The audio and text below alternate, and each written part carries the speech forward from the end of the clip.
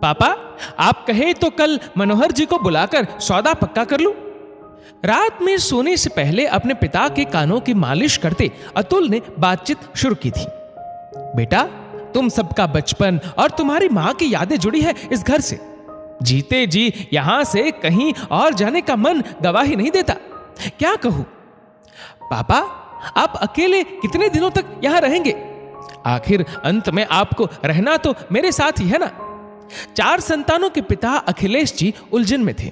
उनकी हर उलझन को सुलझाने वाली जीवन संगिनी की असमय मृत्यु के बाद अखिलेश जी की स्थिति तूफान में फंसे पानी के उस जहाज की भांति हो गई थी, जिस पर बैठे यात्री जहाज के अस्तित्व को नजरअंदाज कर उसे टुकड़ों में बांट अलग अलग नाव तैयार कर अलग अलग दिशा में यात्रा कर रहे थे।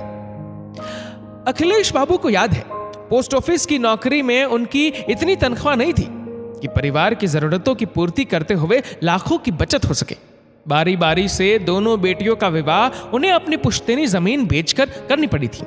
इधर बड़े बेटे के इंजीनियरिंग करने की इच्छा की पूर्ति भी अखिलेश जी के पीएफ से और छोटे बेटे का विदेश जा एरोनॉटिक्स की पढ़ाई, बैंक के कर्ज और उनके रिटायरमेंट के रुपयों से हो पाई थी। दोनों बेटियों के साथ साथ एक बेटा देश में और दूसरा विदेश में रहते हुए अपनी अपनी गृहस्थी में रम चुके थे। अखिलेश जी को भी किसी बात का कोई मलाल नहीं था। उनके खुद के खर्चे के लिए सरकारी पेंशन और रहने के लिए अपना मकान था। इंजीनियरिंग कर महानगर में प्राइवेट जॉब करने वाला बड़ा बेटा अतुल अब अपना घर खरीदने का मन बना पिता से सहयोग की उम्मीद में कुछ दिनों के लिए पत्नी संग घर लौट पिछले 2 रातों से अपने पिता के कानों की मालिश कर रहा था। बेटा, मुझे कौन सा इस मकान को छाती पर लेकर जाना है, जैसा तुम्हें ठीक लगे करो। टुकड़े टुकड़े में बंटकर हर टुकड़े में अपना अस्तित्व देखता पिता आखिर कब तक घर से मकान बन चुके उस इमारत को सहज पाता। और ठीक अगले दिन, पापा, ये मनोहर जी है, इनसे ही मैंने घर के सौदे की बात की है। पिता की इजाजत पाते ही अतुल का इंतजार खत्म हो चुका था। मनोहर जी लगभग अखिलेश जी के हम उम्र बुजुर्ग के साथ ड्राइंग रूम के सोफे पर विराजमान थे। मनोहर जी, आपने अपने पिताजी से परिचय नहीं करवाया। बड़े अरमानों से एक एक ईंट जोड़कर बनाए आशियाने के बिकने से पहले उसके खरीदारों में एक बुजुर्ग की उपस्थिति अखिलेश जी के दुखते हृदय को सहला रहा था। अंकल जी, असल में मैं तो बिचौलिया हूं। आपके इस मकान के खरीदार तो आशुतोष जी है। मतलब ये आपके पिताजी नहीं है? नहीं अंकल, हमारे भाग्य इतने सुदृढ़ कहां हैं कि हमें पिता के रूप में धनपति कुबेर आशुतोष जी मिले। अतुल के हम उम्र मनोहर जी हाथ जोड़ कान पकड़ आशुतोष जी की आज्ञा ले उनकी हैसियत का संपूर्ण वर्णन कर गए थे। अच्छा, मैं समझ गया। अखिलेश जी पूरी बात समझ मुस्कुरा रहे थे।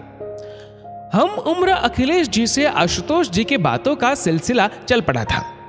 बातों ही बातों में पता चला कि आशुतोष जी भी उत्तर प्रदेश के उसी गाजीपुर के निवासी हैं, जहां अपने हिस्से की पुश्तैनी जमीन बेचने के बाद अखिलेश जी ने कभी कदम नहीं रखा। पूरे घर का मुआयना कराने के दौरान अखिलेश जी को यह भी पता चला कि गाजीपुर के हाई स्कूल में आशुतोष जी उनके सीनियर रहे थे। एक बात पूछनी थी। जी सर, पूछिए। अखिलेश जी आशुतोष जी को सीनियर होने का मान दे रहे थे। आप ये मकान बेचना क्यों चाहते हैं? पूरे मकान का मुआयना कर वापस बैठक में आ सोफे पर बैठे आशुतोष जी ने अखिलेश जी की आंखों में आंखें डाल आखिर पूछ लिया था। कभी कमरे की सीलिंग और कभी बेटे अतुल को देखते अखिलेश जी को कोई जवाब सूझ नहीं रहा था। अंकल, अगर आपको मकान पसंद आ गया हो तो हम सौदे की बात आगे बढ़ाएं। अतुल ने बात को संभालना चाहा था। बेटा, वैसे एक जौहरी की नजर से यह मकान तो अनमोल है, लेकिन कोई सौदागर इसकी कीमत 1 करोड़ से थोड़ा ऊपर या थोड़ा नीचे लगाएगा। फैसला तुम्हें करना है कि मैं इसकी कीमत जौहरी की तरह लगाऊं या सौदागर की तरह। पूरे घर का मुआयना करने के दौरान अखिलेश जी द्वारा एक एक कमरे के निर्माण की कहानी सुन चुके आशुतोष जी ने अतुल के सामने तुरूप का पत्ता खोला था।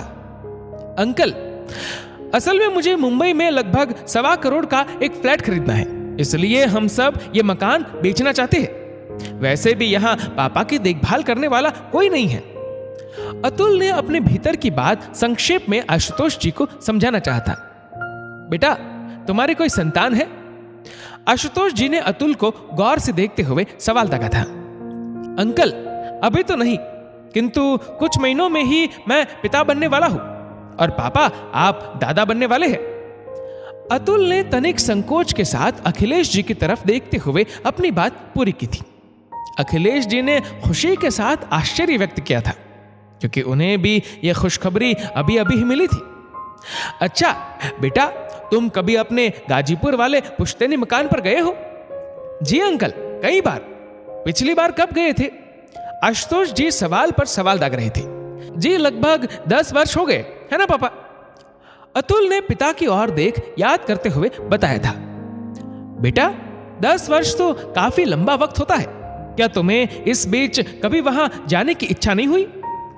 अंकल, इच्छा तो होती है, लेकिन अब वहां जाने का कोई औचित्य नहीं है, क्योंकि पापा ने अपने हिस्से की पुश्तैनी जमीन बेच दिया। अतः अब वहां हमारा कोई अस्तित्व नहीं। अतुल तनिक भावुक हो आया था। बेटा, पुश्तैनी अस्तित्व मिट जाने से तुम भावुक हो, किंतु अपनी आने वाली पीढ़ी का पुश्तैनी अस्तित्व मिटाने पर उतारू हो, ऐसा क्यों? अतुल आश्चर्य से आशुतोष जी का मुंह देख रहा था। उसे कोई जवाब नहीं सूझ रहा था। वैसे बेटा, इस मकान के लिए मैं तुम्हें 1.25 करोड़ दे सकता हूं, लेकिन याद रखना, अपनों का अस्तित्व मिटाकर बनाई गई पहचान एक दिन अपनों द्वारा ही मिटा दी जाती है। आशुतोष जी अपनी बात पूरी कर चुके थे। अंकल, आपने मेरी आंखें खोल दी। अस्तित्व बेचा जा सकता है, खरीदा नहीं जा सकता, किंतु कोशिश कर उसके समीप रहा जा सकता है। अखिलेश जी आश्चर्य से अपने बेटे अतुल को देख रहे थे। पापा, मैं 1 हफ्ते के लिए आया था, अभी भी 4 दिन बाकी है। हम कल गांव चलेंगे। गांव? लेकिन क्यों बेटा? अपने पुश्तैनी अस्तित्व को खोजने और हो सके तो थोड़ा थोड़ा कर उसे फिर से अपना बनाने। अखिलेश जी भावुक हो बेटे को गले लगा अपने मिटते अस्तित्व की रक्षा करने वाले आशुतोष जी को आंखों ही आंखों में धन्यवाद कह रहे थे।